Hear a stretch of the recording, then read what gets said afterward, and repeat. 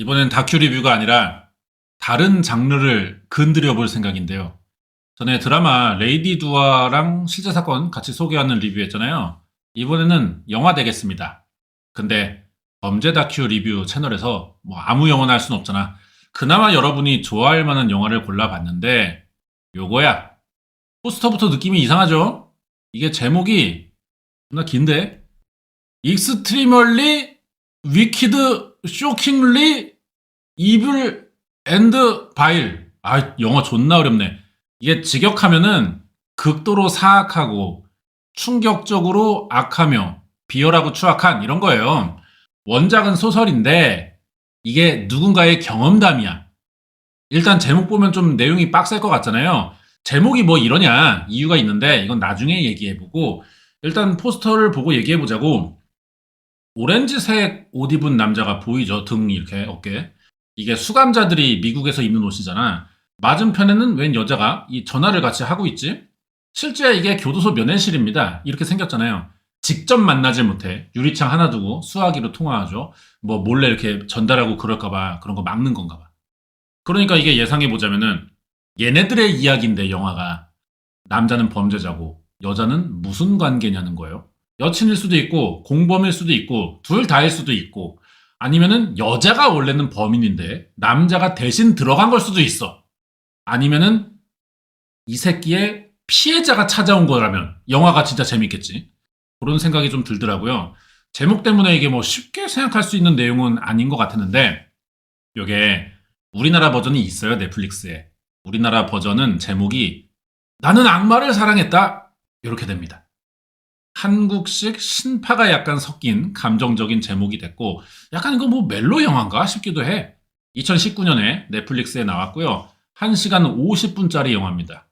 범죄 사건 유튜브를 많이 보는 사람이라면은 개꿀잼일 영화 같은데 제가 또 나름 방구석 연쇄살인범 전문가잖아요. 실제 사건 영화 한 거고 이게 무슨 사건인지는 조금만 이따가 얘기하겠습니다. 일단 눌렀어. 두둥 앤 막 나왔다가 들어가고 시작이 포스터대로 이 여자가 이 남자를 면회를 가요. 이 여배우는 그럼 누구냐? 나 넷플릭스 좀 본다 하는 사람이면 금방 알아보죠. 에밀리 파리에 가다에 나온 그 에밀리고요. 릴리 콜린슨이라고 이 사람의 아빠가 영국 유명 가수죠. 필 콜린스라고 그 양반 딸이야. 영화 주인공이고요. 약간 나이 든 역할로 나온 것 같아. 그럼 릴리 콜린스가 면회 간 남자는 누구냐? 잭 에프론이라고 합니다. 실제는 아니고 잭 에프론이 연기하는 캐릭터죠. 둘이 주인공이야. 잭 에프론은 한때 별명이 디즈니 프린스였어. 어릴 때는 막 잘생겼다, 지린다, 너 디카프리오 대항마다 이런 말이 나올려다가 들어갔던 뭐 디카프리오는 아무나 상대 못하죠. 아무튼 뭐 그 정도 급이고 위대한 쇼맨에서 스파이더맨 여친이랑 막 둘이 공중제비하면서 노래 부르던 그 사람이에요. 잭 에프론이 오렌지색 옷을 입은 거 봐서는 지금 뭔 죄짓고 교도소에 들어가 있는 거야. 그리고 면회온 릴리 콜린스도 비슷하게 차려입고 왔잖아요. 이게 의도된 거면은 씨발 둘이 공범인가? 뭐 이런 생각이 좀 들 수도 있고 그리고 표정을 볼 때 여자가 뭐 아직은 모르겠지만 둘이 사귀고 잭 에프론이 감옥에 간 이유가 뭐 자기에게도 책임이 있다 뭐 이런 생각을 갖고 있는 게 아닌가 싶기도 해. 이런 생각이 드는데 릴리 콜린스가 영화 캐릭터 상의 이름을 부르면서 인사합니다. 오랜만이야 테드? 우리가 범죄 채널인데 아니죠. 범죄 사건 채널이죠. 테드 하면 뭐가 생각나요? 뭐 테드 창이야? 창식이 안녕? 이거 아니잖아. 범죄자긴 한데 테드 하면은 테드 번디잖아. 그래요. 이 잭 에프론이 맡은 남자 주인공 역할이 테드 번디입니다. 이때 알았어. 나도 모르고 본 영화야. 그냥 아무거나 눌렀다가. 이 새끼 미국의 연쇄살인범 네임드잖아요. 그리고 보니까 영화 제목이 나는 악마를 사랑했다잖아. 여기서 나는 여자 주인공 릴리 콜린스가 연기하는 리즈야. 극중 이름이. 악마는 테드 번디 말하는 것 같고 야 이거 테드 번디에게 여친이 있었다는 거는 우리가 잘 아는데 그 여자의 이야기인가? 딱 생각이 드는 거야. 넷플릭스 새끼들이 그 영화 제목 참 고지고대로 잘 뽑아요. 테드 번디보다는 테드 번디랑 사귀었던 여자의 실화를 보여주는 영화인 거죠. 테드 번디 사건은 뭐 유튜브에 흔하잖아요. 이거 앞만 설명해봐야 이제 조회수 안 나와. 근데 여친의 입장에서 보는 내용이라 이게 또 새로울 것 같단 말이지. 제 채널이 뭐 조회수 그렇게 안 나오지만 그래도 테드 번디 얘기하기에는 좀 뭔가 색다르게 볼 수도 있지 않을까. 그래서 준비를 했습니다. 구독, 좋아요, 하입 댓글 좀 많이 눌러주시고요. 자, 그럼 이제 얘네를 극중 이름대로 리즈, 테드 이렇게 하자고. 리즈는 감옥에 갇힌 테드 번디를 만나러 온 거야. 테드는 반가워하는데 화면이 리즈 손에 반지를 꼈어. 이 손을 잡아줘. 영화라는 게 어때? 대사 없이 장면만 가지고도 이야기가 전달될 수 있잖아요. 매 장면 장면이 어떤 상징이라고. 갑자기 리즈 손가락에 반지를 왜 클로즈업 하겠어? 이건 뭐야? 리즈는 이미 누군가랑 결혼했다는 뜻이에요. 근데 분위기상 이게 테드는 아니란 말이지. 그러면은 리즈야, 너 씨발 대체 새 남자 생겼는데 테드 번디 왜 찾아오냐, 전 남친을? 뭔가 있겠다 싶은 거야, 이게 벌써 스토리가. 이런 걸 유추하면서 보는 게 또 영화의 재미 중 하나인데, 여기서 영화의 내용이 앞으로 진행되기 위한 대사를 리즈가 날려줍니다. 테드 번디한테 우리가 처음 만난 날 기억해? 이래. 이러면서 과거 장면이 나와요. 그때 무슨 일이 생겨서 지금 교도소 면회까지 오게 됐다는 거겠지. 둘이 처음 만난 게 실제로 1969년 워싱턴주 시애틀의 어디 술집이야. 여기가 약간 홍대 감성입니다. 20대 애들만 있는데 리즈가 33살이었거든요. 여기서 뭔가 자기 나이 제일 많은 여자 같고, 분위기도 나는 씨발 가요 톱10 시절 사람인데 여기는 뮤직뱅크 느낌이고 뭔가 어색해. 그래도 오랜만에 친구랑 놀러 나온 거야. 그래서 재미있게 적응해 보려고 들었어요. 이때 리즈가 남편이랑 이혼하고 2살 된 딸을 혼자 키우느라 이렇게까지 늦게 밖에 있는 게 할 수가 없는 일이었다고. 애 보느라 지쳐 있는데 맥주도 오랜만에 마셔. 막 꿀떡꿀떡 넘어가는 거야. 그러면서 괜히 친구한테 민망하잖아, 장소가. 이런 곳에 날 왜 데려왔냐. 나 같은 아줌마가 올 곳이 아닌 것 같다. 근데 또 표정은 개신나 있어. 그러니까 친구가 애초에 이거 작정하고 친구 오늘 타락시키려고 데려온 거거든. 야, 리즈게이야. 너 오늘 밤은 싱글맘 아니야. 넌 그냥 싱글이야. 알겠냐? 이미 저쪽에 봐라. 저 남자? 너 쳐다보고 있어. 이거 오늘 야놀자 각인데 너 준비됐냐? 이거 속옷 위아래 깔맞춤 돼 있냐? 바람을 개 넣는 거야. 그러니까 이 모든 사건의 시작은 리즈의 친구 때문에 일어났다고도 할 수가 있는 거죠. 이제 테드 번디랑 리즈가 처음 만나는 거예요. 이날 바로 눈 맞아가지고 같이 춤추고 막 술 막 러브샷 막 팔 꼬이고 막 키갈 하고 그냥 질펀하게 놉니다. 그러다가 이제 집에 갈 시간이야. 우리 테드가 또 스윗해져가지고 늦은 시간에 여자를 혼자 보낼 순 없다. 내 차가 또 팍스바겐이니까 팍스바겐으로 데려다 주겠다는 거야. 솔직히 남자가 여자를 집에 데려다 주는데 이거 집 앞에서 그냥 가겠어, 이 새끼? 뭐 걱정된다고는 말을 하지만 겸사겸사 다른 이유가 있지 않겠습니까? 술집에서 리즈가 애 있는 거 숨겼어. 혼자 산다 그랬었거든. 집 앞에 내렸어. 그래갖고 이제 둘이 눈치 싸움 하는 거야. 테드는 리즈가 같이 들어갈래? 이러기를 기다리고, 우리 리즈게이, 이거 어떡하지? 지금이라도 애 있는 걸 말해야 되나? 이 고민을 해요. 먼저 말을 꺼낸 건 리즈야. 나 애 있음. 이해하니까 가고 싶으면 그냥 가라. 그러니까 우리 여미새 테드게이, 애 있는 게 왜? Why not? 바로 따라 들어갑니다. 이날 테드랑 리즈는 아까 술집에 있을 때보다 더 그냥 질펀하게 막 그냥 노래 제꼈어요. 침대 부서지는 줄 알았어. 다음날 아침인데 리즈가 일어났다? 테드가 없네? 씨발 갔나? 별로였나? 난 괜찮았는데? 막 이러고 있는데 애도 없는 거야. 씨발 좆됐다. 이상한 새끼였나? 후다닥 밑으로 내려갔더니 헐! 진짜 이게 뭐임? 테드가 앞치마 메고 아침을 차리고 있어요. 애는 옆에 보행기 앉아서 테드가 말아준 우유 빨고 있고, 리즈는 헐대박스, 이 새끼랑 평생 가야겠다. 그날부로 같이 그냥 거의 살다시피 합니다. 이게 영화 장면이고요. 이 아래는 실제로 찍은 사진이에요. 이제 뭐 거의 한 몸이야. 애 생일 파티도 테드가 와서 챙겨줘. 여행도 당연히 같이 다니고, 이런 장면들을 보여주면서 딸인 리즈가 점점 커가는 장면들을 보여줍니다. 여기 테드가 전부 다 가족처럼 나와 있어요. 놀아주기만 하는 것도 아니고 테드가 애 데리고 과자 굽고 자전거 타는 거 가르쳐, 밖에도 잘 데리고 나가. 뭐 거의 아빠야 지금. 애도 어릴 때부터 테드를 몇 년 봤으니까 낯가리는 것도 없고요. 아빠처럼 생각하는 것 같고. 이런 영상을 계속 보여주는데 이 사이사이마다 뉴스 속보가 섞여 있어요. 1974년 1월부터 7월 사이에 여자들이 자꾸 사라지거나 사망한 상태로 발견되고 있습니다. 이 속보가 나와. 우리는 이 사건이 뭔지, 범인 누군지 알지만 우리 리즈는 그럴 리가 없잖아. 그냥 나한테 테드는 잘생기고 똑똑한 법대생이고 자기한테도 잘하고 딸한테도 잘하는 이 시대 최고의 알파메일이라고. 그러면서 화면이 밤으로 넘어가요. 테드가 차 타고 어딜 가고 있어. 시간은 1975년. 장소는 리즈랑 사는 시애틀이 아니라 몰몬교의 성지인 유타입니다. 테드가 운전하면서 뒤에 백미러를 보는데 경찰차가 따라오네. 테드가 이거 지금 신호 위반해가지고 딱지 떼려고 뭐 쫓아오는 거야. 이 새끼가 도망가는 거야 그걸 지금. 신호 위반 가지고 굳이 도망치는 걸 봐서는 이 새끼가 또 테드 번디기도 하니까 이미 살인을 한 시점인가 싶더라고. 이런 생각하면서 계속 보는데 테드의 차 안이 나와요. 얘 차에는 수상한 물건이 너무 많아. 다 보여주진 않지만 일단 쓰레기 봉투가 먼저 잡히더라고.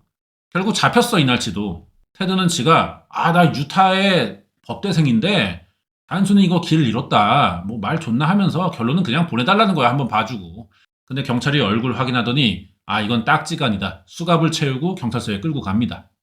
그리고 어떻게 됐는지는 설명이 없어. 이 영화가 점프 컷이 너무 많아. 시간을 너무 넘나들어. 시간 좀 지났어요. 테드가 오랜만에 리즈의 집을 찾아옵니다. 이때부터 리즈는 애를 보면서 물 대신 자연스럽게 술을 빨고 있어. 애 옆에서. 테드 만나고 성격 배린 것 같아. 이때 테드가 간만에 집에 찾아오니까 바로 가서 싸대기 올려 붙이더니 신문 보여주면서 너 유타에서 체포된 거 신문 나왔더라? 교통법규를 얼마나 어긴 거냐? 막 따져요. 신문에 보니까 시애틀 사람 유타에서 체포됨. 일면에 테드 머그샷이 찍혀 있는 거지. 테드는 이제 해명해야 될 거 아니야. 왜 이런 거지 막 설명하면서 이제 화면이 유타의 경찰서로 넘어가죠. 차에 수상한 물건이 많이 있다고 했잖아. 그게 여기서 다시 나옵니다. 쓰레기 봉투, 손전등, 가죽끈, 밧줄, 장갑, 얼음 송곳, 쇠몽둥이 같은 게 있어요. 경찰이 이걸 책상에 늘어놓으면서 너 얼마 전에 머레이 마을에 갔었지? 물어보는데 머레이 마을은 또 어디야? 이게 영화가 사건을 자세히 설명하진 않아. 하지만 실제 있던 일이긴 해요. 영화의 시점으로 설명하는 겁니다. 워낙 유명하니까 테드 번디 연쇄살인 정도는 알고 보라는 뜻인 것 같고요. 이 영화가. 흐름상 추측할 수 있는 장면들을 굉장히 조금씩만 보여줘요. 그래서 이게 전개도 빠르고 사건을 잘 모르면 개 노잼일 수가 있어. 뭔 소리야 싶어. 여러분은 이제 또 범죄 사건 씹덕들이니까 테드 번디를 어느 정도 알 것이고 그러면 재밌을 거라고 생각됩니다. 테드 번디는 1974년 11월 캐론 다론치라는 여자를 납치해 살해하려다가 미수에 그친 적이 있어요. 그때 피해자 신고로 범인 몽타주가 만들어졌고 얘가 근데 교통 위반으로 걸렸는데 경찰이 얼굴 알아보고 체포한 거지. 살인죄로. 이 일로 재판까지 받았다가 보석금을 내고 풀려난 겁니다. 그리고 시애틀에 있는 리즈와 딸을 만나러 갔는데 싸대기 맞았던 거야. 얘기가 이렇게 연결돼. 근데 리즈는 싸대기 날리긴 했지만 또 테드를 받아줍니다. 얘가 말빨이 좋거든.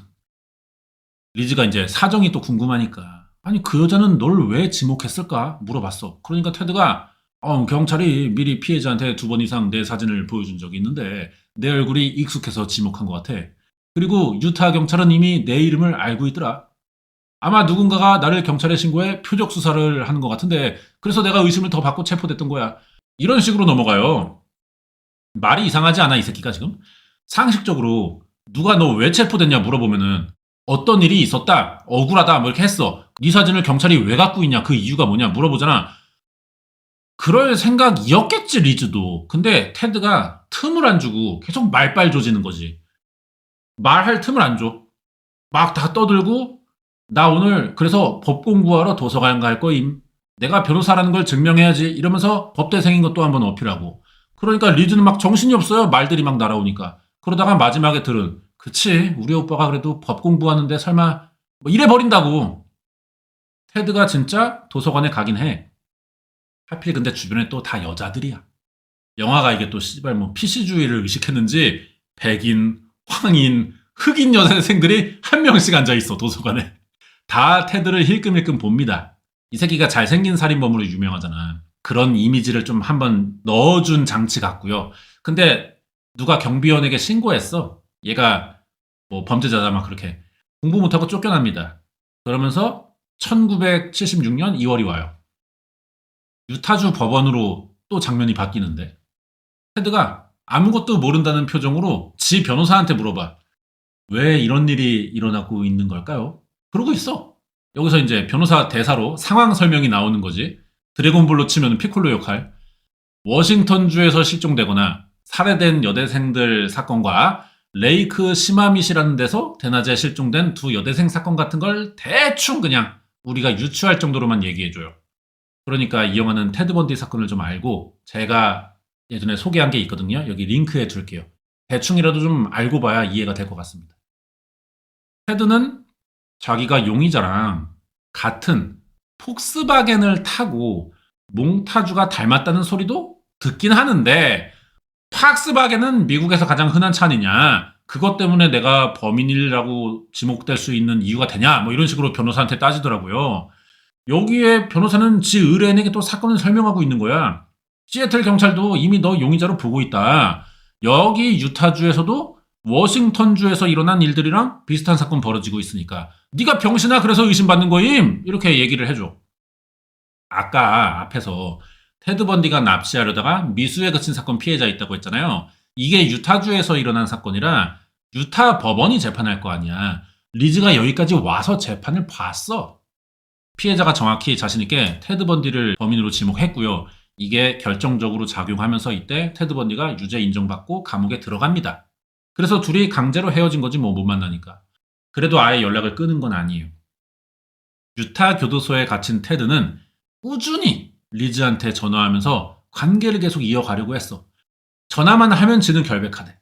경찰이 뭔가 오해한 것 같고 누가 경찰에 나를 거짓 신고해서 표적 수사당했다. 억울하다는 말을 매번 합니다. 여기에 우리 리즈 게이 흔들린 거야. 이때부터 리즈가 완전히 멘탈이 나가버리면서 사람이 변하기 시작한 거야. 그러면서 이제 애 보면서도 술 먹고 막 그런 거지. 참 예전에는 밝은 양반이었는데 맨날 술 담배에 쩔어 살아요. 애랑 같이 사는 집인데 심지어 거실에 담배 빨면서만 앉아있어. 빈 술병도 나뒹구는 게 이게 뭐 하루 이틀이 아닌가 봐. 테드 번디랑 처음 만난 그 술집에 데려간 친구도 이제는 야 리즈 게이야 너 말이야 애엄마야 딸 생각해서라도 이제 좀 그만해라 너. 그 새끼랑도 끝내고 딸 봐서라도 네가 좀 제대로 살아야 될 거 아니냐. 이럴 정도로 상태가 심각해. 여기에 리즈는 그 친구한테 야 너 집에 가. 친구를 손절해. 그 정도로 철저하게 테드 편을 듭니다. 아니 그렇게 편을 들 거면 너는 왜 힘들어하고 있냐고. 응? 얘가 남친이랍시고 남들 앞에서 편은 들어요. 근데 속으로는 100% 신뢰하지 못하고 있어. 지도 뭔가 의심은 가는데 확인해 볼 방법이 없으니까 이게 찜찜해가지고 막 지가 쥐를 괴롭히는 거지. 그래서 술에 의지해서 정신 놓고 사는 거야. 아무리 그래도 믿은다며 그러면 이렇게까지 할 필요는 없지 않나 싶은데 이러는 이유도 뒤에 나옵니다. 아무튼 화면은 다시 유타주 교도소에 있는 테드로 넘어가는데 테드 번디는 재판에서 스스로를 변호한 살인범으로 유명하잖아요. 방청훈 팬들한테 막 손도 흔들고 막 쇼맨십을 보여준 새끼라고. 교도소에서 이제 지가 지를 변호할 준비를 하는 거야. 근데 어떤 할배가 접근해가지고 이보게 테드 양반아 자네 콜로라도에 간 적이 있나? 물어봤어. 테드는 나 풀타임 로스쿨 학생이에요. 바빠서 거기는 가본 적이 없습니다. 그러니까 이 할배가 웃으면서 이봐 테드 양반아 아 맞아 너는 라스쿨 학생이었던 거지. 이제는 아니야. 암튼 알겠어. 나중에 또 보자고. 이러고 그냥 가. 그거 보니까 이 노인네가 콜로라도에서 일하는 형사입니다. 콜로라도에서도 유타주, 워싱턴주에서 일어난 연쇄 여대생 살인 납치 미제 사건을 해결하지 못하고 있었는데 이게 공통점을 보이고 있으니까 콜로라도도 테드 번디를 유력 용의자로 의심하고 잠입 수사 왔던 거야. 근데 사실 우리 테드 게이 아까 거짓말했어요. 얘 콜로라도에 자주 갔습니다. 이미 형사가 콜로라도에서 주유소 기름 넣은 영수증 갖고 있었고요. 이거 물어봤자 테드 새끼 위증할 게 뻔하니까 미끼를 던져 불었고 테드는 그냥 미끼를 물어본 것이지. 이렇게 된 거죠. 테드는 지 변호사에게 콜로라도에는 리즈랑 스키 타러 간 적만 있다고 나중에 말을 바꾸는데 하도 구라를 쳐놔가지고 뭐 믿을 수 있는 게 없어요. 근데 또 다 걸리잖아. 하도 말이 안 맞으니까 이러다 나도 젖대겠다 싶은지 변호사가 사임합니다. 그러니까 이 새끼가 변호사 명단에 지 이름을 올리면서 셀프 변호를 준비했던 거예요. 변호사를 여러 명 선임할 수 있잖아. 그 사이에 지 이름을 넣은 거라고. 지금은 어떤지 모르겠는데 이 새끼는 변호사 시험도 본 적이 없으면서 이런 식으로 변호사 자격이 있는 것처럼 행동했습니다. 그래서 재판 준비한다는 핑계로 감옥에서 도서관 출입을 아무 때나 했대요. 그리고 도서관이니까 살짝 감시가 느슨해진 틈을 타 이 새끼가 이게 1977년 6월인데 첫 번째 탈옥을 시도해. 했다가 8일 만에 잡혔지. 리즈가 면회를 한번 간 적이 있습니다. 여기에 테드는 좀 사이코패스적이야 이 새끼가. 리즈를 걱정해주지 않아. 내가 범죄를 저질러서 감옥에 갇혀 있고 여자친구가 면회 왔으면 좀 보기 창피하잖아. 그래서 야 와준 거 고마운데 좀 진짜 쪽팔리다. 뭐 어떻게 얘기를 해야 될 거냐 그런 것들을. 멀리서 어떻게까지 왔냐 안 힘들었냐 딸은 어떻게 있냐 그런 게 나와야 되잖아. 없어. 지살궁리만 해.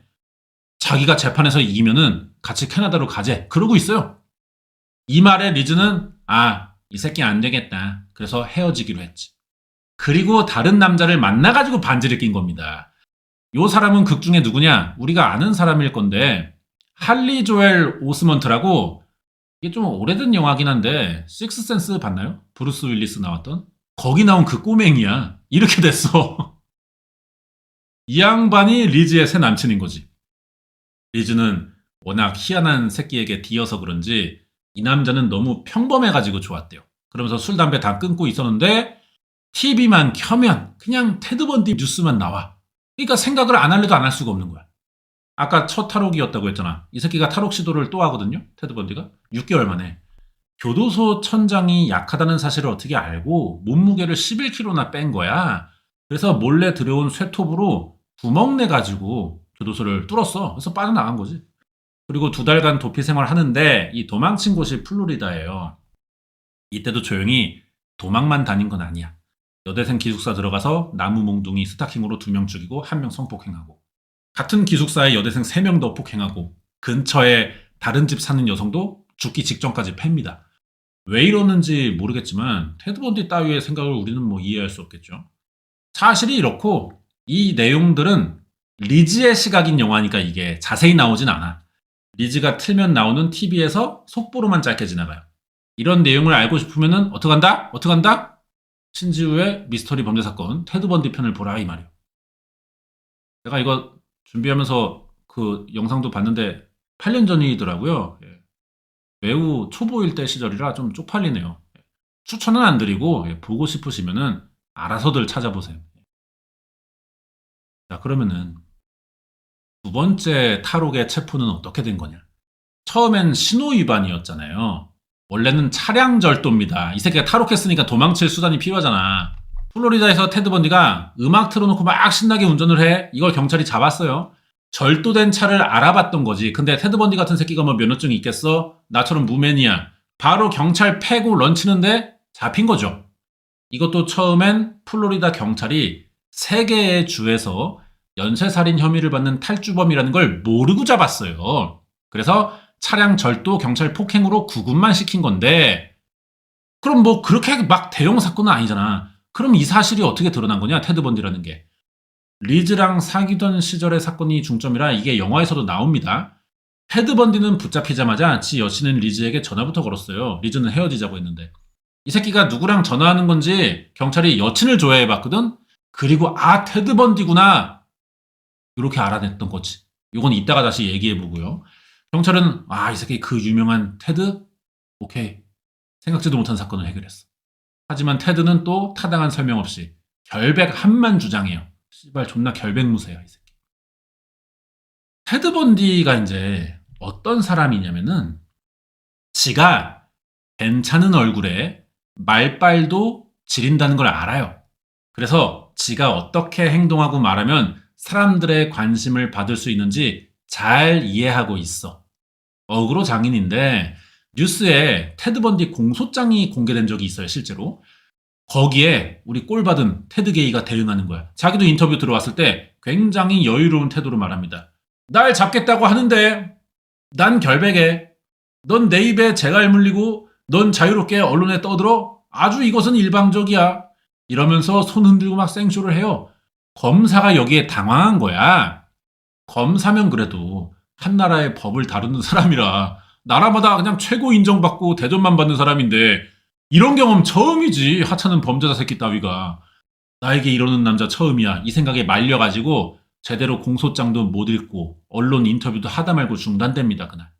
그러면 또 뉴스에는 어떻게 나와 기사가? 검사를 당황시킨 테드 번디. 그의 자신감은 어디서 나오는 것인가? 브레이브맨 테드 막 이렇게 나와버린단 말이야. 기사 뜬다고. 그런 사람들이 와, 이 새끼 다 떠나서 인간적으로 이거 재밌는 새끼다. 깜빵 들어가서 스탠딩 코미디를 하고 있다. 그럼 테드 번디는 이런 여론을 또 잘 알고 어그를 다시 끄는 거야. 이 짓을 반복하면서 여론이 점점 자기 쪽으로 넘어오도록 분위기를 전환시키는 거죠. 이 기술이 본능적으로 타고난 새끼예요, 이 새끼. 이제 장면이 리즈네 집 텔레비전으로 갑니다. 리즈가 TV 켰어. 띠리링 키니까 테드 번디가 플로리다주에서 저지른 사건의 뉴스가 나오고 집 전화도 계속 울려. 테드가 전화하는 거야. 안 받죠. 남자 생겼으니까. 그러던 와중에 이게 또 영화가 갑자기 급 재밌어지는 거는 테드 번디에게도 다른 여자가 접근을 하고 있다는 거야. 캐롤 분이라고요. 테드 번디의 이 개씹 어그로에 끌린 여자죠. 이거는 극중, 이게 실제 얼굴. 그리고 이 배우의 평상시 얼굴. 이 역할은 누구냐? 카야 스코델라리오라고 메이즈 러너 봤어요? 거기 나왔던 여주야. 역할에 비해 이거 얼굴이 너무 이뻐가지고 좀 미스캐스팅 아닌가 싶어요. 이게 나름 실제 캐롤이랑 좀 비슷하게 보이려고 막 안경 큰 거 쓰고 찐따같이 분장했는데 원체 본판이 이게 지리니까 매치가 좀 안 되더라고, 실제 캐롤 분이랑. 자, 이제 테드 번디에겐 여자가 둘이 생겼죠. 이 두 여자들의 상반된 선택을 보여주는 게 이 영화의 또 두 번째 재미거든요. 일단 테드가 좋아하는 리즈는 집에 틀어박혀서 테드 번디 뉴스만 틀어놓고 막 괴로워. 속상해서 술만 빨고 있는데 또 전화는 안 받고 그냥 지 혼자 헤어지는 과정에 있는 중이었어. 캐롤 분은 사생팬입니다. 그렇게 알려져 있었죠. 사실은 이 사건 전부터 알고 지낸 사이예요. 캐롤이 워싱턴 대학 다닐 때 같은 학교였거든. 혼자 테드를 짝사랑하고 있던 사람이야. 근데 테드가 존나 바람둥이고 만나는 여자들 막 다 키 크고 막 나오고 들어가고 막 난리나 몸에. 자기는 근데 조영남 안경이나 쓰는 개찐따니까 쪽팔려서 다가가지 못하고 있었거든. 그렇게 이제 몇 년 지났다가 이 새끼가 어느 날 플로리다 감옥에 들어갔다는 소식을 듣고 이건 기회야. 테드 번디에게 깊은 인상을 남겨줄 거야. 이지랄 하면서 바로 지 집 팔고 테드 번디 옥바라지하러 플로리다로 이사를 가버립니다. 여기에 우리 테드 번디 캐롤을 고마워하냐? 절대 그럴 리가 없는 새끼야. 언론에 자기 입장을 밝힐 스피커로만 써먹어요. 얘가 이 당시 뉴스나 신문에서 한 말은 다 테드가 시킨 겁니다. 사전에. 대사들이야. 테드 번디의 재판이 방송으로도 생중계됐던 거는 유명한 사실이죠. 재판을 보러 간 사람이 많았어요. 근데 대부분 씨발 젊은 여자들이었다는 거지. 난 이 사실이 너무 꼴봤습니다. 자기 나이대 여자들이 연쇄살인 당했으니 열받아가지고 뭐 여성연대에서 관심 갖고 찾아간 거냐 방청하러. 이 골빈년들은 그럴 리가 없어요. 씨발 테드 번디가 좋아서 사랑해서 존경해서 애정해서 집착해서 얼굴 한번 보러 온 갤러리들이야. 방송에서도 이거를 짚을 정도로 이 재판이 존나 희한했다고요. 이제 영화는 재판 페이지로 넘어가죠. 나 이 장면 보고 나 개 터졌네. 영화에서 테드 번디 변호사가 빅뱅 이론의 셸든이야. 표정이 똑같아. 와, 나 존나 웃겼네, 이거 보고. 이게 웃기긴 했는데, 어쨌든 라인업이 굉장히 좋은 영화입니다. 돈 많이 들인 영화 같아. 재판장 역할에는 미국의 이경영이라는 US 이경영, 존 말코비치. 이제 영화가 후반부예요. 1시간 50분짜리거든요. 초반에 1시간은 테드와 리즈의 이제 만남, 과정, 그리고 유타, 콜로라도, 워싱턴 사건으로 체포된 테드 번디 이야기고 나머지 50분은 이 재판 위주로만 나와요. 그나마 영화에서 사건을 어느 정도 보여준 거는 플로리다 여학생 기숙사 사건이 유일하거든. 그 기간에 리즈랑 알았기 때문이거든. 이 사건도 재판에서 테드 번디가 어떤 식으로 행동하고 주장하는지 보여주는 장치밖에 안 돼. 근데 그것도. 왜 이런 연출을 했는지는 뒤에서 또 얘기해보고. 영화가 계속 이런 식입니다. 그냥 넘어가도 사실 괜찮은데 뒤에서 자세히 또 떡밥 회수하는 그런 게 꼭 나와요. 이 플로리다 재판은 TV도 나와가지고 이제 자료가 남아있는데 유튜브 찾아보면 있어. 사실상 이거 테드 번디 원맨쇼야. 재판이 아니라. 자기 변호사가 사형만은 면하게 해주는 조건으로 검사랑 플리바겐 딜을 해왔어. 성사됐는데도 그걸 지가 문제 삼으면서 내 변호인은 내 결백을 믿어주지 않고 유죄라고 생각해 형량 거래를 하고 왔다. 나 인간 테드 번디, 나 이딴 변호사 필요 없다. 더 적극적으로 내 결백을 믿고 주장할 변호사로 나를 채용하겠다. 그래가지고 재판 도중에 지가 지를 선임하는 희한한 짓을 합니다. 근데 이게 웃긴 게 법적으로는 문제가 안 된대요. 그리고 지가 스윗한 남자라는 것도 보여주기 위해 재판하다 말고 지 사생팬 캐롤 분에게 갑자기 프로포즈해버려. 방청객들 다 여잔데 막 난리 나지. 이거 뭐 살인사건이 중요한 게 아니야 지금. 그러니까 씨발 여자들이 좋아하는 거야. 자기한테 이런 위기가 왔는데도 한 사람을 위해 재판을 포기하는 그런 과감함.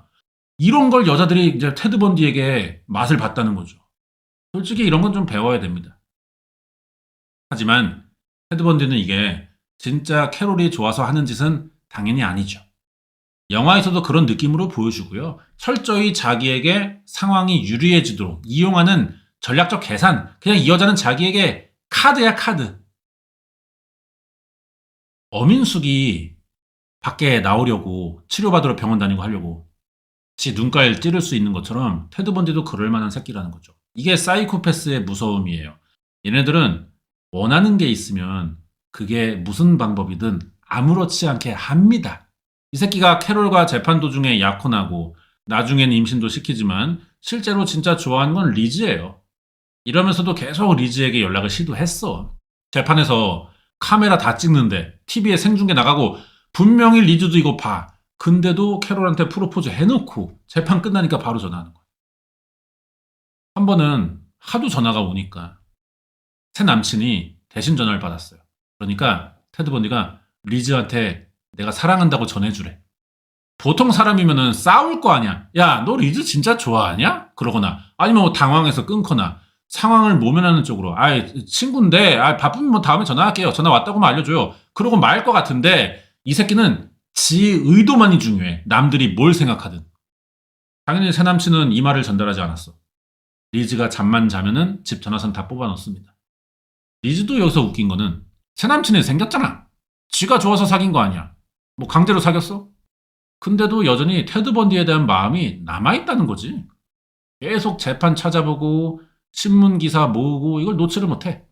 새 남친이 빡쳐가지고 야, 또 나랑 사귀면서 아니 저 새끼한테 생긴 일을 왜 이렇게 자꾸 아직도 그러냐? 아직도 좋아하냐? 네가 잘못한 것처럼 생각하냐 왜 자꾸? 저 새끼 뭔데 너한테 여직 이러냐? 왜 네가 다 잘못한 것처럼 오히려 행동하고 막 그러냐? 왜 미안해하냐? 아직 좋아하냐?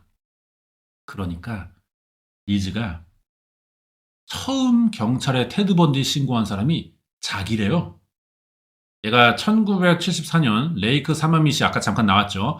여기서 실종된 여자들 사건 때 범인 몽타주 보고 내 남친 같아가지고 테드 번디를 신고했었다고. 그래서 시애틀 경찰이 리즈의 이름도 알고 있던 거예요. 신고하고 죄책감이 들었나 봐. 그래도 남친이니까.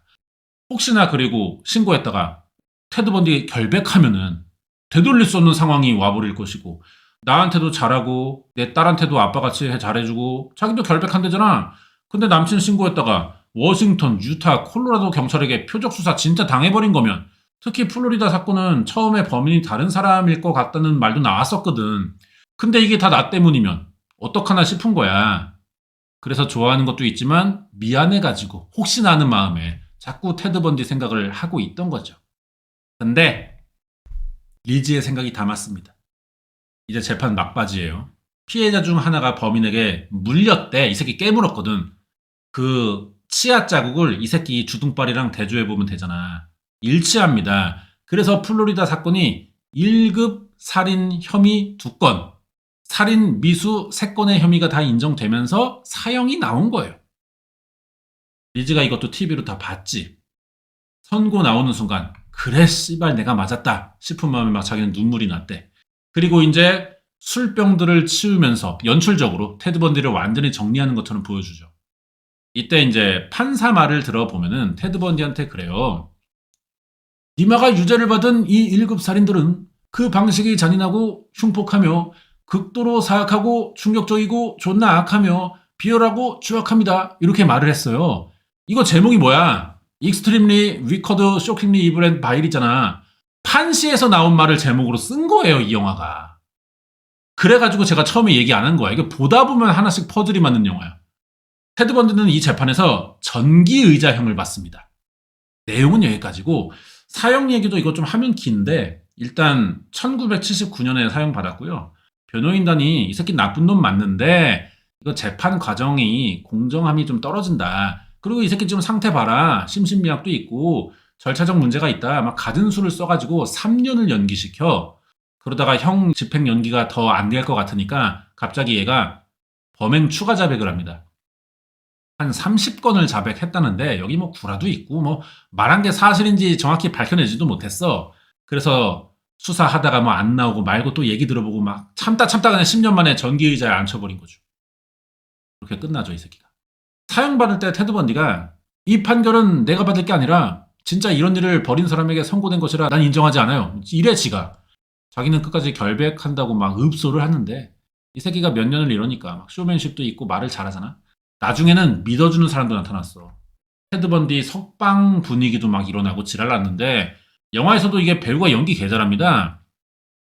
영화만 봐도 그때 사람들처럼 이 새끼 이거 진짜 억울한가 싶은 생각이 들어요. 그리고 말을 진짜 잘하긴 하는 새끼인 게 이 새끼의 주장 대부분은 궤변이에요. 법리적 해석도 안 맞아. 근데 검사 판사가 막 넘어간다니까 실제로. 그래가지고 재판장이 테드 너는 미래가 밝은 젊은이였고 좋은 변호사가 될 수도 있었어. 개인적으로 내 앞에서 변호사 연습을 시켜보고 싶을 정도야. 이런 말까지 했습니다. 하지만 뒤졌죠? 전기의자에 튀겨졌죠? 소고링. 영화 마지막 장면은 재판 끝나고 이제 사람들 다 집에 갈 거 아니에요? 빈 법원 재판장인데 캐롤 혼자 앉아서 울고 있어요. 근데 이 여자가 배를 쓰다듬고 있는 거야. 씨발 이거 테드 번디 애 임신했나? 예, 진짜 임신한 겁니다. 실제로 캐롤 부는 테드 번디 애 임신했고요. 딸을 낳은 걸로 알려져 있어요.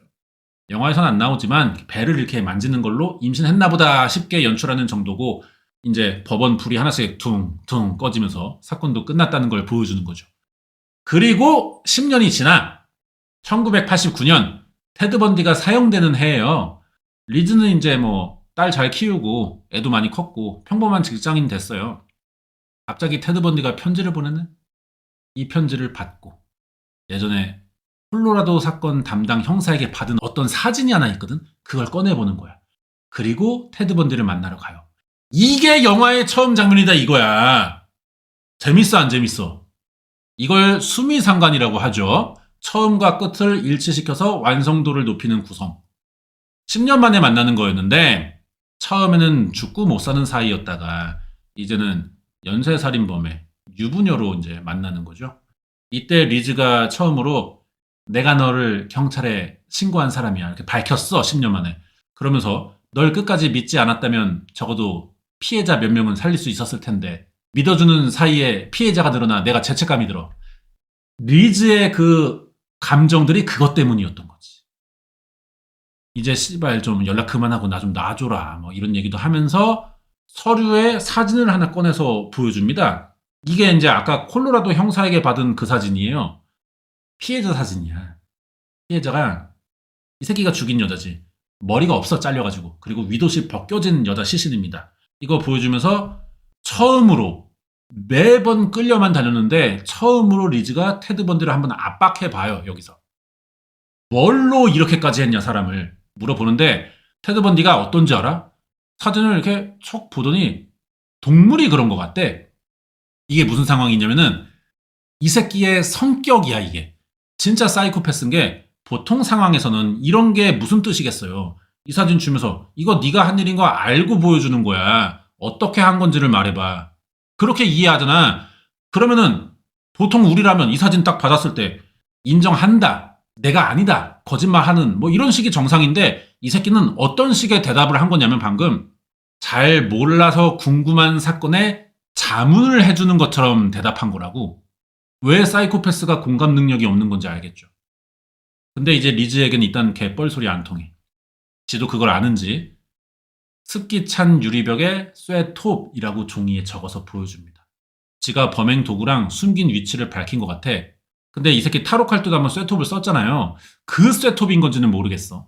어쨌든 지가 흉기를 밝혔으니까 범행을 인정하는 거나 마찬가지잖아. 근데 이거는 테드 번디기 때문에 또 모르는 겁니다. 이 새끼 구라깠을 수도 있어요, 충분히.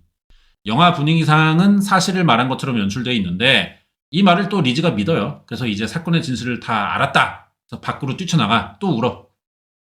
그리고 처음 만났을 때 그 술집에서 얘기한 거, 자기 애 분유 타주고 첫날 아침 먹은 거, 뭐 여행 간 거, 같이 논 거 이런 시간이 막 주마등처럼 지나간다고. 이 새끼가 알고 보니 연쇄살인범이었지만 적어도 나랑 사귈 때는 진짜 자기 좋아하던 남자로 보였단 말이지. 그래가지고 리즈에게 좀 감정이입을 하셔라 시청자 게이들아. 그런 심파 요소를 잠깐 넣은 것 같고요. 리즈가 이제 면회 끝나고 나가니까 밖에 경찰들이 줄을 서 있어. 각 지역에서 미제 사건 들고 테드 번디 만나러 와보는 거야. 혹시나 이 새끼일까 싶어가지고. 왜냐면은 말했잖아. 사형 연기하려고 얘가 범행 숨기고 있던 거 조금씩 까발렸다고. 그거 듣고 다 찾아오는 경찰들이에요. 그래서 이 영화에 나온 재판은 리즈랑 알던 시절일 때의 혐의 2개밖에 없는데 실제로는 뭐 30건 이상 살인을 한 걸로 추정이 되고 있습니다.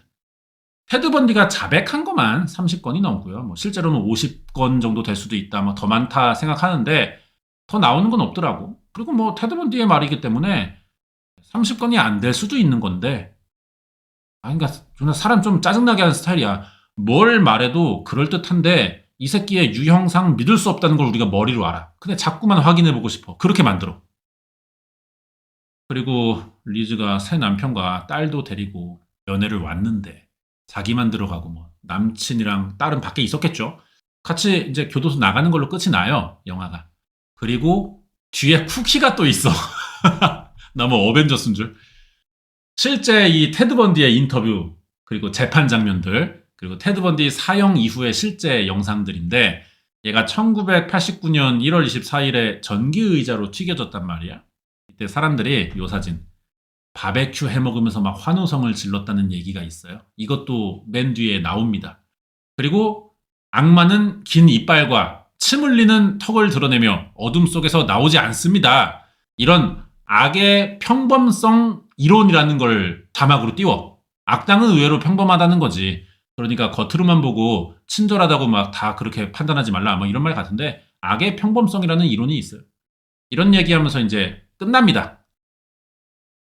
끝부분이 막 끝날 듯 하면서도 엔딩을 여러 개 넣은 느낌이라 뭐가 더 있고 막 이래. 여기까지가 이제 영화 전체 내용이고 실제 사건이기도 한 거예요. 자, 그래서 이제 감상평을 좀 말해보자면은 보통 범죄 사건 영화는 어때요?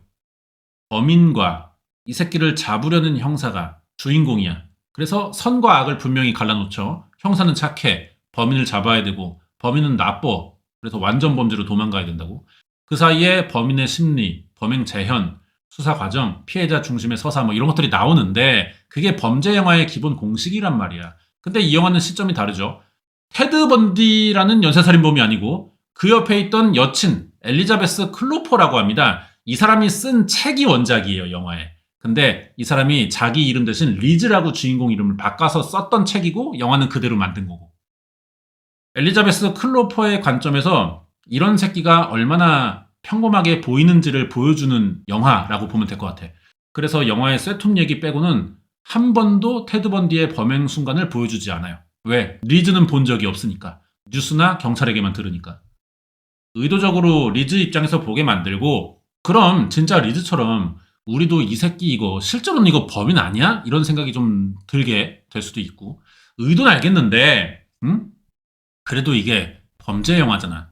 어느 정도는 좀 문법을 따라줘야. 왜냐면은 범죄 영화라는 카테고리에서 이미 사람들이 기대하는 게 있어요. 뭐 엄청 뭐 예술성, 작품성 요구하지 않아, 범죄 영화. 어떤 사건이고 어떻게 잡냐, 통쾌하냐, 그런 것들 기대한단 말이야. 아무리 이게 새로운 관점이라고 해도 약간은 그걸 좀 넣어줘야 보는 사람들이 좀 그래도 충족이 되지 않을까요? 굉장히 예상 외의 영화란 말이야, 이게. 범죄 사건 영화는 어느 정도 뻔한 과정을 알고 보는 거야. 잡냐 못 잡냐 이걸 기대한다고. 그리고 피해자 얘기도 약간은 넣어줘야 완성도가 생기는 건데 그게 없어.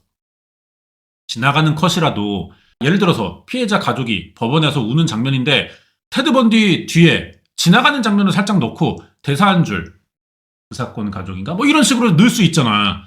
그런 거면 좋은데 이게 없고요. 리즈의 심리 변화 상태, 그냥 테드의 막 쇼맨십을 곁들인 재판 보여주는데 좀 투자를 많이 했습니다. 네, 다시 한번 말씀드리겠습니다. 혹시 이거 보시고 테드 번디 아직 잘 모른다나 자세히 알고 싶으면은 8년 전에 하긴 했는데 최악의 살인마라는 그 콘텐츠 카테고리가 따로 있었어요, 저한테. 망한 콘텐츠인데 그때 테드 번디 올려준 거 있어. 2편으로. 거기 범행 과정이 자세히 나와 있으니까 보면 좋을 것 같고요. 저도 이거 준비하면서 우리 작가님이랑 다시 한번 봤는데 거기에 없는 내용들입니다, 이게. 오늘 내용이 거기엔 없고 거기엔 오늘 내용이 없어요. 그때는 리즈에 대해 하나도 말하지 않았어. 왜냐? 실제로 테드 번디의 유일한 여친은 따로 있거든. 얘가 죽을 때까지 좋아하던 여자가 있어요. 다이앤 에드월드라는 사람인데 테드 번디가 이 여자한테 차였어. 그래서 복수하려고 다이앤을 죽이진 못하고 비슷한 느낌의 여자들만 골라 죽인 게 아니냐, 뭐 이런 말이 있습니다. 실제로 피해자 대부분은 다이앤과 비슷한 어두운 긴 머리의 여대생들이 많았거든. 이런 연쇄살인범들이 피해자를 고르는 조건 중에 머리색을 따지는 경향이 좀 많기도 하거든요. 요거는 영화에 나온 리즈고요. 어두운 색 갈색 머리 하고 있죠. 그리고 얘하고도 오래 사귄 건 맞아. 처음 만났을 때 딸이 3살이었는데 10살 될 때까지 가족처럼 살았잖아. 그러니까 딸을 볼 때마다 테드 번디가 더 생각나기도 하겠지, 리즈는. 오래 미련을 가질만 한 것 같아요. 자, 그러면은 리즈 얘기도 여기까지고, 우리 사생팬 캐롤 분, 이 여자 어떻게 됐냐? 테드 번디 딸 낳고 이 여자 8년간 옥바라지 하면서 부부관계를 유지했습니다. 근데 나중에 어떻게 머가리 봉합되고, 이유는 모르겠지만 이혼했어요. 캐롤 분은 테드 번디의 임신한 여자로 유명해가지고 뭐 나도 진작엔 알고 있었지. 그러니까 이게 궁금했거든요. 아니, 테드 번디 여친으로 알려진 사람 중에 리즈보다 요 더 가까운 관계에 2명이 있어요.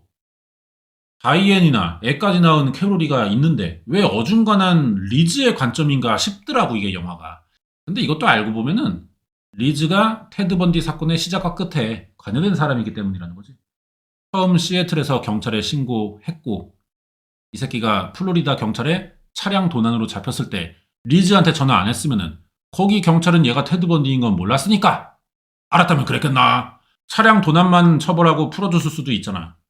테드 번디가 리즈의 존재를 오픈하면서 자기 신원도 오픈된 거거든요. 그렇기도 하고 이 여자가 책을 썼으니까, 이 사람이 자기 경험을 소설처럼 썼기 때문에 이게 또 자기 시점의 영화가 나오지 않았나, 뭐 이렇게 생각도 들고. 배우 얘기를 조금 하자면 테드 번디 역할한 주인공이 잭 에프란. 처음 캐스팅됐을 때 말이 많았어요. 왜? 얼굴값 하는 배우로 알려져 있었기 때문이야, 이미지가. 그래서 뭐 살인마 미화시키는 거 아니냐 이런 말이 나왔었는데 막상 영화 나오니까 연기 존나 잘해. 그래가지고 그런 말이 다 들어갔어요. 이 사람의 연기 보는 재미로라도 볼만한 영화지 않나 싶고, 여자 주인공 릴리 컬린스가 연기한 우리 리즈 게이도 보면은 둘 다 실제랑 비슷하게 캐스팅됐어. 유일하게 캐롤 분을 맡은 배우가 분장이 안 가려질 만큼 존나 이뻤던 거 하나가 그게 좀 그래. 내가 테드 번디라면은 영화에서 나는 캐롤이 더 좋을 것 같아요. 영화는 뭐 리즈 입장에서 서술되니까 그 과정에서 리즈가 느낀 대로 악마는 평범한 얼굴을 하고 있다. 뭐 이런 이론을 따르는 것 같고 테드 번디가 또 뭐 인간적인 면도 보여준 게 사실이잖아요. 둘이 막 동거하고 그럴 때 여친이 전화 안 받으니까 초조해하고 자기 결백하다고 계속 말하는 게 이미 나는 테드 번디를 알고 보니까 이게 굴하고 사이코패스적인 사고에서 나오는 연기다, 계산이다. 본능적으로 이렇게 하는 사람이다. 알지만 이걸 모르는 사람, 테드 번디를 전혀 모르는 사람이 있다면은 이 영화를 볼 때 어떨지가 좀 궁금한 것 같아. 살인만 빼면은 보통 남자나 다를 바가 없어요. 평범해. 그러니까 테드 번디를 억울하고 불쌍한 사람으로 보는 사람도 있지 않을까 이런 생각이 들더라고요. 테드 번디 모르는 사람 만나면은 이 영화 한번 보여주고 얘기를 해보고 싶다니까.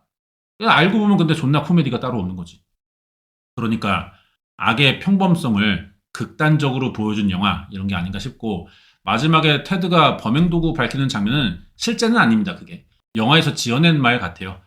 영화가 이제 클라이막스로 가니까 최대한 긴장감 주거나 테드 번디가 이 상황이라면 어땠을지를 상상해서 연출한 것 같아. 이거 빼면은 재판 장면 같은 경우는 특히 실제랑 거의 비슷하게 만들어놨어요. 우리나라 영화 중에 부러진 화살이라고 아나? 안성기 씨 나온 거? 그거 보면은 실제 있던 사건이거든요. 그것도 재판 씬에 대사들이 나오는 게 다 실제 재판에서 나온 말들을 가지고 대본을 썼다 그래. 이 영화도 재판 장면은 거의 다 그렇게 했고 특히 판결문에서 판사가 테드 번디 칭찬했잖아. 이게 대본일 줄 알았는데 실제로 한 말이야 이것도. 좋은 변호사가 막 될 수 있는데 뭐 진짜 이 얘기를 했다는 거지. 살인범한테. 그래서 이제 영화 제목으로도 쓰였던 거고. 요즘에 이제 극장 갈 일이 제가 없는데 간만에 좀 저에게 좀 맞는 그런 영화 본 것 같고요. 이거 보고 영화도 뭐 내가 직접 한번 보고 싶다 하시는 분들은 넷플릭스에 있으니까 제목이 뭐야? 극도로 사악하고 충격적으로 악하고 비열하고 추악하다. 예. 아 존나 기네. 한번 보시는 거 추천드리고요. 영화 제목이라는 게 근데 사실 짧은 게 인기를 끌기 좋아요. 길면은 영화 내용도 보통 지루해지는 것 같아. 제목 따라 가는 건지. 근데 이건 그렇지가 않아. 재밌습니다. 제목이 길지만. 우리 주식도 이게 종목이 이름이 길면은 좀 의심하게 돼요. 봐봐. 엔비디아, 애플, 에머전 좋잖아. 근데 씨발 마이크로소프트 이거 좆되는 거거든. 메타, 페이스북 플랫폼 좆되는 거야 길면은. 마이너스 10%입니다. 예? 오늘 또 떨어졌어요. 그래서 물 타러 갑니다. 개새끼들 누가 이기나 해보자고. 또 사면 그만이야. 아무튼 여기까지고 구독, 좋아요, 하이 많이 눌러주시고요. 다음 주에 또 재미난 영화 내지는 드라마 내지는 다큐 내지는 시사 탐사 교양 프로 내지는 뭐든 간에 보고 또 범죄 사건 리뷰 같이 섞어서 소개해드리도록 하겠습니다.